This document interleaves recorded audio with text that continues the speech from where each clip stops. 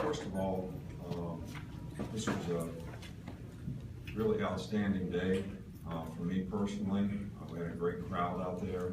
I know our players certainly appreciate the support and the passion that our fans have, and it's always good to see our fans come out and support next year's team, which is what we're trying to develop. And I think there were some good things out there today, and there are obviously some things that we could have done better. But I think when you match yourself against yourself, you know, sometimes there's mismatches that you really, you know, can't overcome. And I'm not sure we have all the best players on the best teams in terms of there's a lot of competition in the offensive line. There's a lot of competition at quarterback. There's competition on defense in several positions. There's several players that are missing that didn't go through spring practice that would have a huge impact not only in how they play their position, but the leadership that they show. So I don't think any conclusions can be drawn about anything that happened today, other than the fact that this is an opportunity for us as coaches and as a team to look at where we are individually and collectively as a group, continue to evaluate, and use the rest of this off season to focus on individual improvement for the players that we have so that they can go out there and execute with more consistency.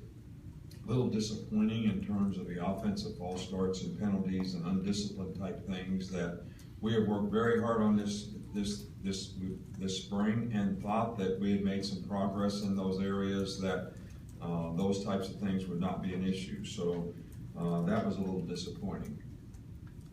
There were some good plays made by some quarterbacks, and I think every one of them probably have some things that they can learn from.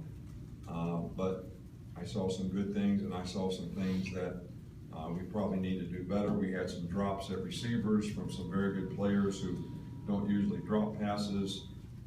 We obviously need to make more explosive plays on offense, but when you limit your offense and limit your defense, I'm not sure without a game plan, you know, how much that really happens. And I think in the past, if you want to draw some conclusions, that when we've had a new quarterback, in most cases, the defense looks a little better than the offense.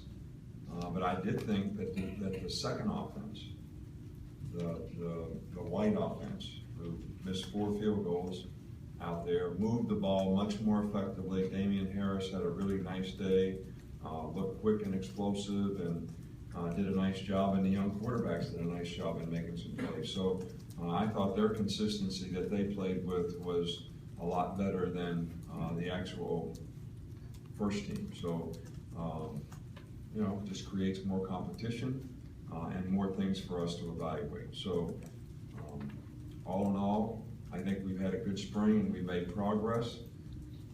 And we have a lot of parts that need to come together. Some were absent today. Some will be new players coming in. How those players fit in and get embraced by the rest of our team and the leadership on our team will go a long ways in saying how many of those guys really contribute. Last year, Calvin Ridley contributed to a large degree as a true freshman. Minka Fitzpatrick, Ronnie Harrison, Deron Payne, several guys on special teams. So all the pieces are not together.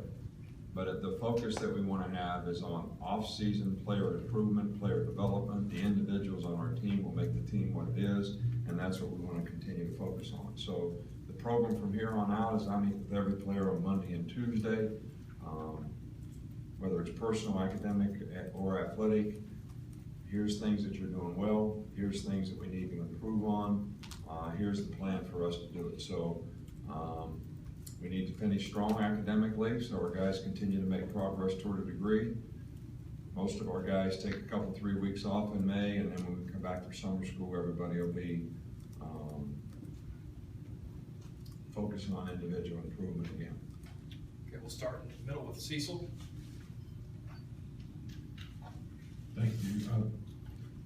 First, Coach, did they ever dial up a corner blitz for you at Kent State, or was that your first career sack? Was that when Blake kind of bumped into you today for a sack? Was that your first career, or did you get it at Kent State? Well, I think that on occasion, more than on occasion, when there's a scramble, everybody seems to get attracted to me.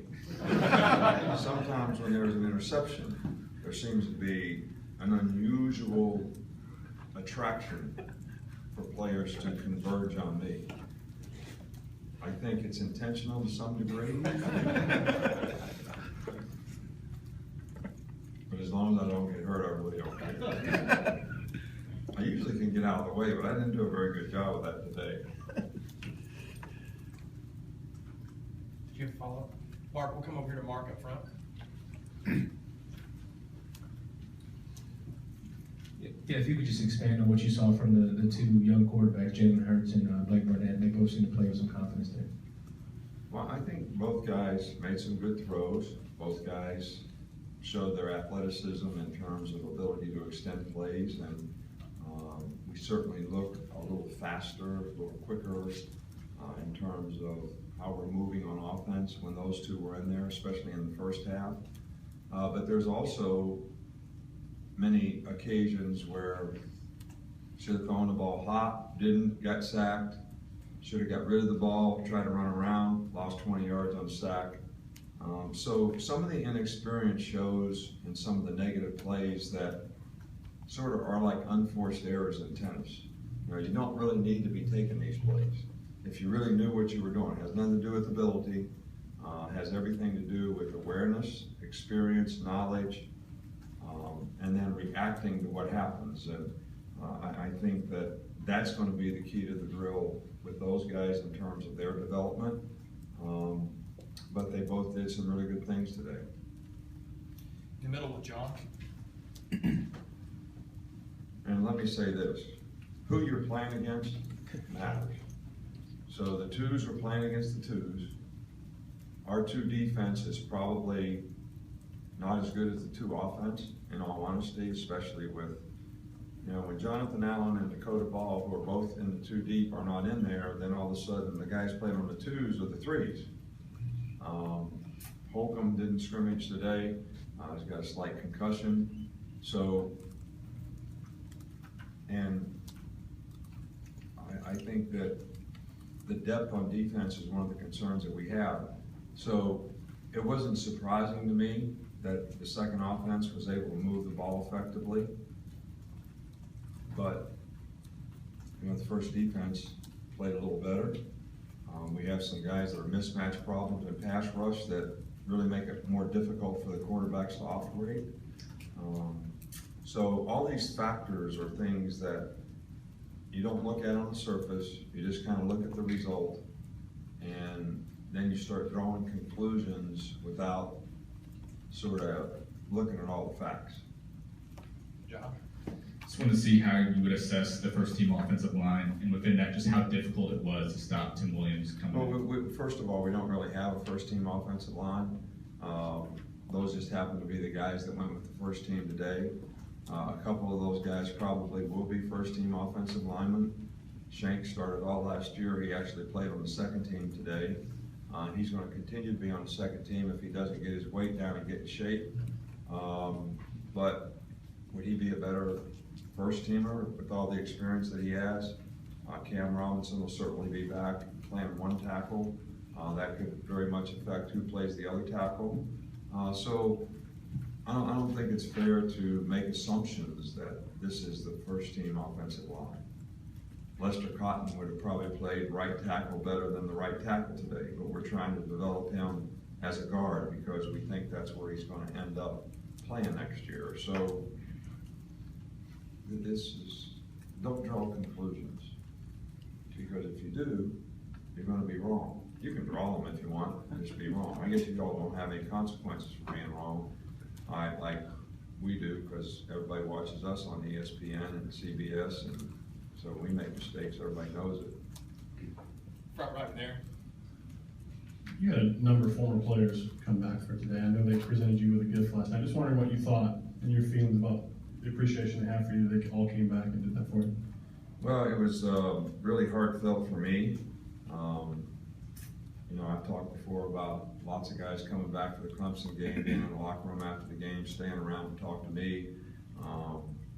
For all those guys to get up last night, there had to be 30 or 40 of them in there that have played on our team since we've been here in the last 9 years. and say some of the things they said and give me a golf bag and some things on a golf club.